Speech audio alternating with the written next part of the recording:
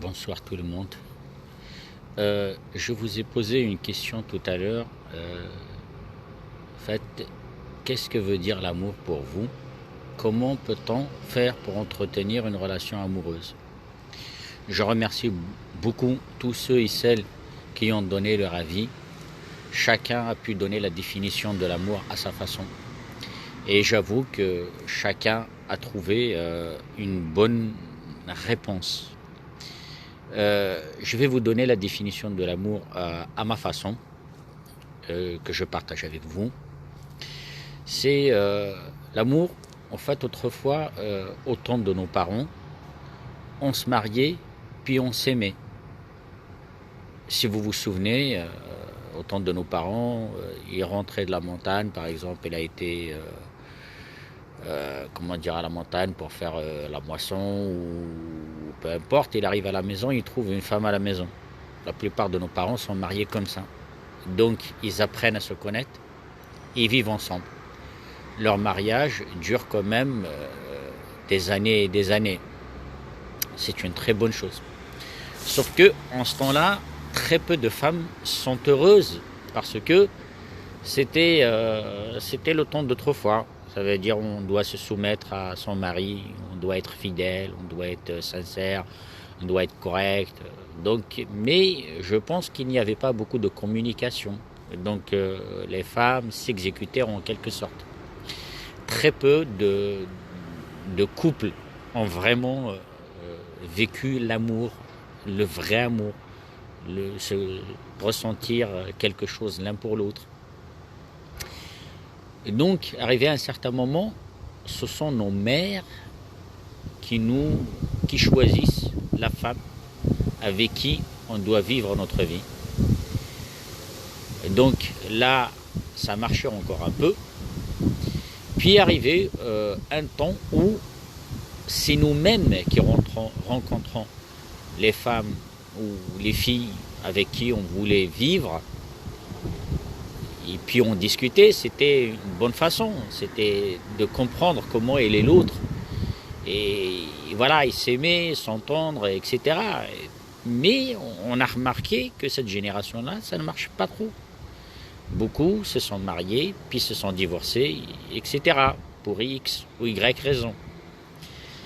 Donc maintenant, je pense qu'on est arrivé à un moment où on demandera à nos mères de nous marier. Parce que quand c'est nous qui choisissons une femme, ou la femme qui choisit l'homme, on est quand même dans le 21e siècle, donc ça ne marche pas trop. Donc alors maintenant, on se fie à certains. Bon, exactement, ce ne sont pas nos parents, mais ce sont nos amis qui remplacent un petit peu nos parents. On disent, voilà, je sais que toi, tu es sincère, tu es sympa, je connais une fille qui est super gentille, adorable et tout ça, je pense que vous allez vous comprendre, etc. Et puis vous entendre, et puis voilà. Donc on arrive quand même à se marier sans pour autant aimer. On espère juste que ça marche. Donc à mon tour, je vais vous donner la définition de l'amour. Mais avant que je vous donne la définition de l'amour, je voudrais vous raconter une très belle histoire. Une histoire triste, mais belle. C'est l'histoire de deux amis, un garçon et une fille. Ils ont étudié ensemble depuis le primaire. Donc, ils ont grandi ensemble, ils ont été au CUM, lycée, la fac et tout ça. Sauf que les deux, aucun d'eux n'avait eu de chance en amour. La fille a rencontré beaucoup de garçons, malheureusement ça n'a pas marché. Le garçon a rencontré beaucoup de filles et ça n'a pas marché. Ce qui est bien entre ces deux amis-là d'enfance, c'est que chacun trouvait l'autre pour parler, pour discuter de ses problèmes, de ses joies, de ses peines, de ses tristesses. Donc à chaque fois, ils étaient tous les deux fidèles à leur amitié. C'était une très très bonne amitié. Ils ne se voyaient pas souvent, mais ils étaient vraiment très liés par cette amitié. Et d'ailleurs, même certains leur disaient qu'ils ne pouvaient pas croire qu'il y avait une amitié, rien qu'une amitié entre eux, puisqu'ils étaient tout le temps ensemble.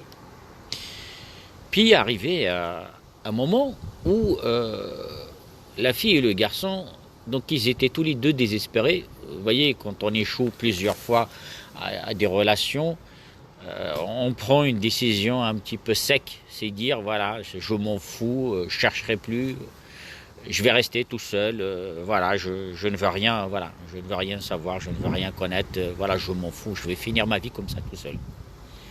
Donc alors, ils se sont rencontrés pour que chacun puisse raconter ses problèmes l'un à l'autre, que les deux n'ont pas de chance tous les deux. Donc ils ont commencé à parler. Puis d'un coup, le garçon dit à la fille, tu sais, c'est dommage qu'on ait vraiment des amis, de très très bons amis, sinon je te connais parfaitement, je te connais par cœur. Je sais ce que tu aimes, je sais ce que tu n'aimes pas. Je ressens quand tu es triste et je ressens tes joies.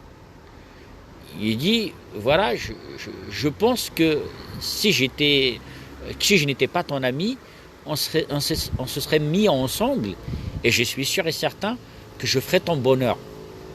La fille le regarde et lui dit, tu sais, Wallah, j'allais te dire la même chose. J'allais te dire que c'est vrai qu'on est des bons amis, on se comprend parfaitement, moi aussi j'arrive à ressentir quand tu es joyeux, quand tu es triste, j'arrive à savoir ce que tu veux, ce que tu ne veux pas. J'arrive à trouver les mots qui te font rire, les mots qui te redonnent le moral, comme ce que tu fais pour moi aussi. Et le garçon lui dit, oui, effectivement. Mais malheureusement, c'est que, vu notre malchance tous les deux, c'est que si on se met ensemble, ce n'est pas sûr qu'on pourra s'aimer, s'entendre et que notre relation vive encore, vu le nombre d'échecs qu'on a. Alors, au jour d'aujourd'hui, je ne pense pas que j'ai une amie ou un ami, ou le dit pareil, je ne pense pas que j'ai une amie aussi super que toi, qui me comprend mieux que toi. Donc, si on se met ensemble et que demain ça ne marche plus, c'est qu'on aurait perdu notre amour et perdu aussi notre amitié. La fille lui dit, oui, c'est vrai, mais puisque tu me comprends et je te comprends, puisque tu ressens ma tristesse comme je ressens la tienne, comme tu ressens ma joie comme je ressens la tienne, comme tu arrives à me faire rire quand je suis en larmes, comme tu arrives à me remonter le moral quand j'en ai vraiment besoin, tu es le seul à me comprendre comme je te comprends, tu es le seul à pouvoir m'aider comme je suis prête à le faire aussi. Je sais que tu peux te déplacer pour moi à n'importe quelle heure de la nuit, du jour, comme je suis prêt à le faire aussi pour toi. Mais pourquoi on ne va pas essayer de se mettre ensemble? Si au pire des cas on ne s'entend plus, on va juste se séparer, mais on reste amis. Le garçon lui dit, oui, tu as tout à fait raison, parce que je pensais la même chose. Sauf que, quand tu regardes bien, toutes les filles avec qui je me suis séparé, je n'entretiens pas une relation amicale. Ça y est, c'est parti, c'est parti. Toi aussi, c'est la même chose. Qui prouve que nous deux, si demain notre amour ne marche pas, qui prouve qu'on pourra rester encore des amis. Alors que, franchement, j'ai besoin de toi en tant qu'ami. Comme tu as besoin de moi en tant qu'ami. On est deux amis inséparables. Et notre relation doit rester vraiment saine. Donc la fille se met en larmes et puis elle dit, je préfère sacrifier cette amitié, peut-être que je vivrai dans le bonheur avec toi.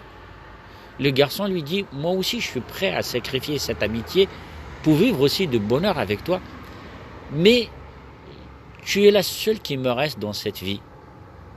La fille lui dit, oui, tu es le seul à me comprendre. Tu es seul à tout savoir de moi comme je suis le seul à savoir de toi.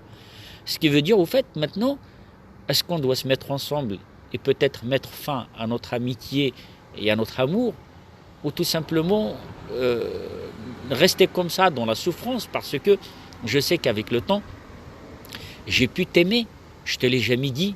Le garçon lui a dit, moi aussi je t'ai toujours aimé, mais j'ai jamais voulu te le dire parce que on n'a jamais pensé à se le dire. Notre amour, on le ressent, on le vit, mais on ne se le dit pas. Donc Donc la fille se met en larmes, le garçon se met en larmes, et tous les deux n'arrivent plus à savoir s'ils doivent s'aimer, se mettre ensemble, ou rester en tant qu'amis. Peut-être qu'ils allaient perdre quelque chose. Voilà, donc à répondre à la question que je vous ai posée, la définition de l'amour, quelle est la définition? De nos jours, on n'arrive plus à savoir c'est quoi la définition de l'amour. L'amour autrefois, c'était vivre ensemble, comme ce que vous avez répondu, c'était le respect, c'était l'entraide, c'était, comme m'a dit Rachid aussi, c'était accepter l'autre avec ses défauts. Parce que maintenant, on se marie, on s'entend super bien, puis du jour au lendemain, pour une connerie quelconque, voilà, j'aime pas ses défauts, voilà, il fait ça ou il fait ça. Alors que avant le mariage, il faisait ça aussi. Voilà. Et donc, l'amour, maintenant, on ne sait plus c'est quoi. Avec maintenant cette crise économique, cette crise mondiale, où chacun a besoin d'argent, que ce soit pour ses études, que ce soit pour ceci, que ce soit pour cela, on a remplacé l'amour par l'intérêt. Et donc, maintenant, c'est très rare qu'une fille accepte un garçon pauvre ou qu'un garçon riche, non, peut-être un garçon riche accepte une fille pauvre, peut-être ça pourrait marcher encore. Mais la plupart de ce que j'entends, c'est toujours la fille cherche toujours quelque chose de meilleur. D'ailleurs, ce n'est pas seulement maintenant, c'est même avant, parce que quand un homme demandait la fille à son père, le père qu'est-ce qu'il fait? Il dit on va vous répondre. Et puis le père va faire une recherche. Comment il est cet homme? Qu'est-ce qu'il a? Est-ce qu'il peut subvenir aux besoins de ma fille? Ce qui veut dire il va chercher toujours le meilleur pour sa fille. C'est bien. Est-ce que cela n'est pas matérialiste pour le père? Parce que la fille qui cherche justement un confort, on dit que c'est une fille matérialiste. Mais par contre, un papa qui cherche un confort pour sa fille, on dit non, il est bienveillant. Voilà. Donc je ne dis pas tout simplement que ce sont les filles qui cherchent toujours le confort. Les garçons aussi, maintenant, cherchent le confort. Maintenant, une fille comme un garçon, tous les deux cherchent le confort. Cherche un homme riche, un homme stable. Bien sûr, on va pas se marier pour vivre dans la misère. Non, ça c'est sûr et certain. C'est vrai que l'amour est plus fort que tout, mais de nos jours, on a besoin d'un confort, d'un certain confort. Donc, l'amour, pour moi, c'est tout simplement d'accepter la personne telle qu'elle est. De l'accepter pas seulement avant le mariage ou pendant le mariage, ou juste quelques moments après le mariage, mais c'est l'accepter à vie. Je ne sais pas si vous avez remarqué, quand deux personnes, par exemple, un garçon et une fille se rencontrent, moi je ressemble ça à un entretien d'embauche. Parce qu'en aucun moment, le garçon ou la fille n'évoque ses défauts. Tous les deux ne disent que leurs qualités. Donc ils ne parlent pas de leurs défauts. Alors, je vais vous poser deux questions. Je vais vous poser deux questions. J'espère que vous allez me répondre. Peut-être qu'à la fin, je vais vous donner la réponse. La première question, comment peut-on savoir qu'on est aimé par la personne qu'on aime? Parce qu'on se pose tous cette question. On se dit toujours, est-ce que l'autre m'aime ou pas? Et donc la deuxième question, c'est comment faire pour réussir? Non. Comment savoir que l'autre me correspond? Il est fait pour moi. Donc alors, sans pour autant vous laisser réfléchir, je vais vous donner la réponse. La réponse de comment peut-on savoir que la personne qu'on aime nous aime aussi, ne cherchez pas trop à compliquer les choses, il faut tout simplement se poser la question autrement. Moi, si j'aime quelqu'un, qu'est-ce que je suis prêt à faire pour lui? Donc la réponse que vous allez me donner, elle se trouve en un seul mot. Si vous aimez quelqu'un, qu'est-ce que vous êtes prêt à faire pour lui? Pour la deuxième question, comment peut-on connaître une personne avant de se marier ou avant de se mettre avec cette personne? C'est tout simplement en le provoquant. Ce n'est pas seulement dire des belles choses. Non, il faut l'énerver, il faut le pousser à bout. Quand il est énervé, c'est là que vous allez voir qui est cette personne. Parce que tant que vous caressez la personne dans le sens du poil, vous parlez que de vos qualités, vous n'arriverez jamais à connaître la personne. C'est pour ça qu'après le divorce ou après la séparation d'un couple, on se dit toujours la même chose. Il y a toujours un qui dit « Waouh, j'ai jamais su qu'elle était comme ça. Et je ne l'ai pas connue comme ça. Comment il a pu changer ?» Non, parce que tout simplement, vous n'avez pas provoqué la personne. C'est pour ça que certaines femmes aussi qui ont subi des violences conjugales, c'est que quand elles connaissent le mari, ils ne poussent pas leur mari à bout pour savoir, lors de l'énervement, l'homme, qu'est-ce qu'il est capable de faire? Est-ce qu'il est capable d'insulter tout simplement, ou capable aussi de taper? Ou tout simplement, il va faire semblant, c'est comme si de rien n'était, il va sortir, prendre l'air et revenir, puis rediscuter. Donc, la définition de l'amour, c'est tout simplement accepter l'autre comme il est. C'est de ne pas être exigeant envers l'autre. Quand on est ensemble avec une personne, ne cherchez pas à ce que le voisin fait ou ce qu'il a et essayez d'avoir la même chose. On a toujours, comme je vous ai dit la dernière fois, nos cœurs ou nos secrets se trouvent dans notre maison. Si on ouvre les fenêtres ou les portes, tous les gens verront ce qu'on a chez nous. Donc nous aussi, c'est la même chose. Quand on parle de nos problèmes à l'extérieur, d'ailleurs certains de vous ont dit il ne faut pas raconter aux autres nos problèmes de famille. Ou tout simplement ne pas y aller voir la famille et leur raconter c'est les problèmes. Oui, effectivement, il y a des gens qui sont jaloux, même dans sa propre famille. Je vais vous donner un exemple simple. Par exemple, une fille qui a des problèmes, ou un garçon, peu importe, l'un des deux. Il va voir sa mère, ou son père, ou sa soeur, ou son frère. Si les frères et sœurs ou parents sont corrects, ils vont essayer de comprendre la situation, voir la version du garçon, voir la version de la fille. Sauf que, quand la fille arrive à la maison, ou le garçon arrive à la maison, il dit « Ouais, elle m'a fait ça, elle m'a fait ça, elle m'a fait ça, elle m'a fait ça. » Les parents, à votre avis, ils vont être du côté du mari ou du côté de leur fille?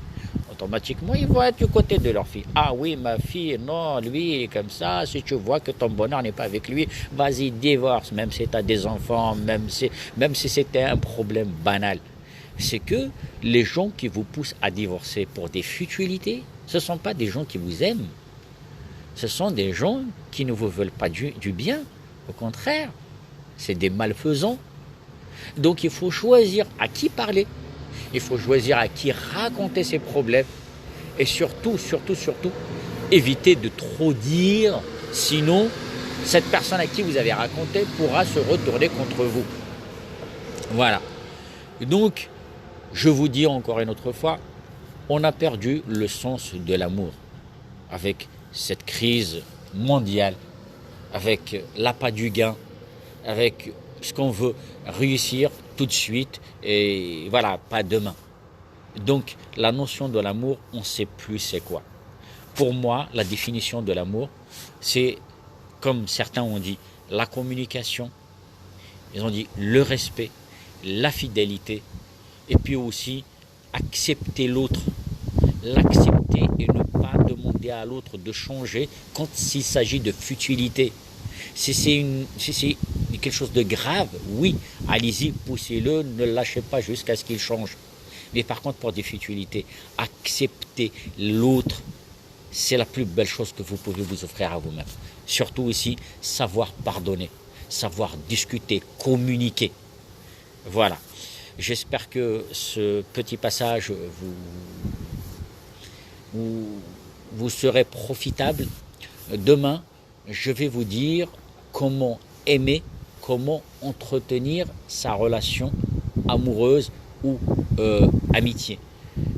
C'est une très très bonne analyse que je vais vous donner demain et vous allez beaucoup aimer. Et j'espère que ça va vous inspirer aussi.